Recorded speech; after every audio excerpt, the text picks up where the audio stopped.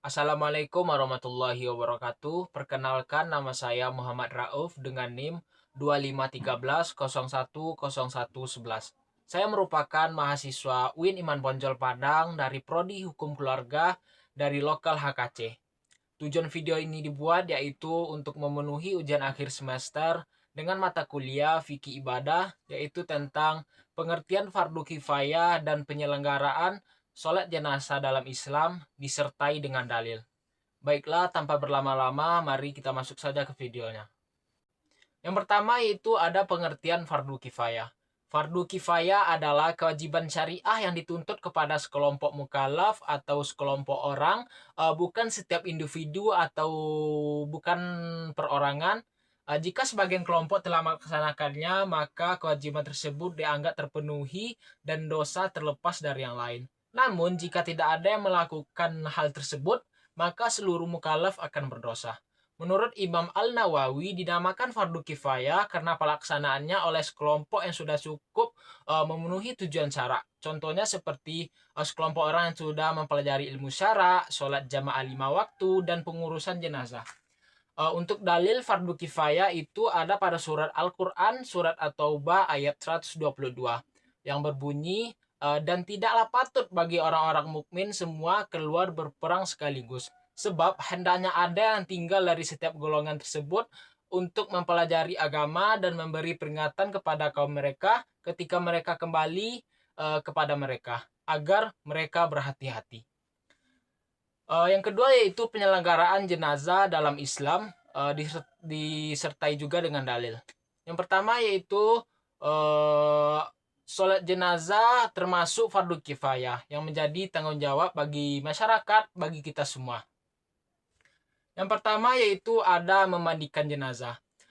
Dengan niat yang pertama yaitu niatnya nawaitul gusla adaan hazal maiti untuk laki-laki dan hazihil maiti untuk perempuan, dan diakhiri dengan lillahi ta'ala.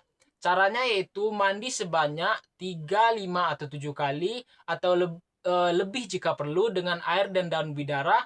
Siraman terakhir dicampur dengan kapus barus. Dalilnya yaitu hadis dari Abdullah bin Abbas radhiyallahu anhu, yang berbunyi, mandikanlah ia dengan air dan daun bidara dan kafanilah dia dengan 2 lapis kain. Yang kedua yaitu ada mengkafani jenazah. Dengan niatnya yaitu bismillahi wa ala millati rasulillah nawaitu takfina untuk laki-laki, hazal untuk perempuan, hazihi diakhiri dengan maiti fardon kiyafati lillahi ta'ala. Caranya yaitu menutupi tubuh jenazah dengan kain kafan putih yang melambangkan kesederhanaan dan kesetaraan di hadapan Allah. Caranya yaitu menggunakan 2 atau 3 lapis kain untuk laki-laki dan 3 atau 5 lapis untuk wanita tanpa hiasan atau warna cerah. Dalilnya yaitu hadis dari Ummu Attiyah radhiyallahu anha, yang berbunyi, kafanilah dia dengan 2 lapis kain. Yang ketiga yaitu sholat jenazah. Untuk imam jenazah laki-laki, niatnya yaitu usolli ala hazal maiti arba'at takbiratin fardon kiyafati imamam lillahi ta'ala. Yang artinya yaitu saya niat sholat atas jenazah laki-laki ini 4 takbir fardu kifayah sebagai imam karena Allah Ta'ala. Untuk imam jenazah perempuan, niatnya yaitu usolli ala hazihil mayitati arba'at takbiratin fardon kiyafati imaman lillahi ta'ala. Artinya yaitu saya niat sholat atas jenazah perempuan ini 4 takbir fardu kifayah sebagai imam karena Allah Ta'ala. Untuk makmum yaitu usolli ala man sholla alaihil imamu arba'at takbiratin fardon kiyafati makmuman lillahi ta'ala. Yang artinya saya niat sholat atas jenazah yang disolati imam 4 takbir fardu kifayah sebagai makmum karena Allah Ta'ala.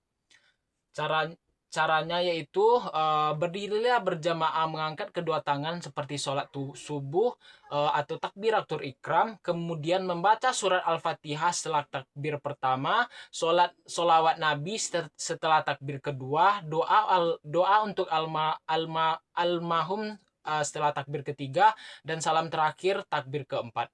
Untuk dalilnya sendiri yaitu hadis dari Abu Hurairah radhiyallahu anhu, yaitu barang siapa yang mengikuti jenazah sampai dikuburkan maka dia akan mendapatkan pahala satu kiran. Barang siapa yang mengikuti sampai sholat selesai jenazah maka dia akan mendapatkan pahala satu hijrah. Yang keempat yaitu ada menguburkan jenazah. Menguburkan jenazah atau mengembalikan tubuh ke tanah sebagai ciptaan Allah melambangkan kepasrahan dan kesadaran akan kebangkitan hari kiamat. Cara yang pertama yaitu letakkanlah jenazah dalam liang lahat dengan posisi menghadap kiblat, tutup dengan tanah secara perlahan tanpa membangun bangunan megah. Dalilnya yaitu ayat Al-Quran surat Al-Mu'minun ayat 18 yang artinya kami telah menciptakan manusia dari tanah, kemudian dari air, kemudian dari segumpal darah, kemudian dari segumpal daging yang sempurna dan tidak sempurna. Sehingga kami menjadikannya makhluk yang tercipta. Itu adalah tanda bagi orang-orang yang beriman. Mungkin sekian materi yang dapat saya sampaikan. Terlebih dan terkurang saya mohon maaf. Assalamualaikum warahmatullahi wabarakatuh.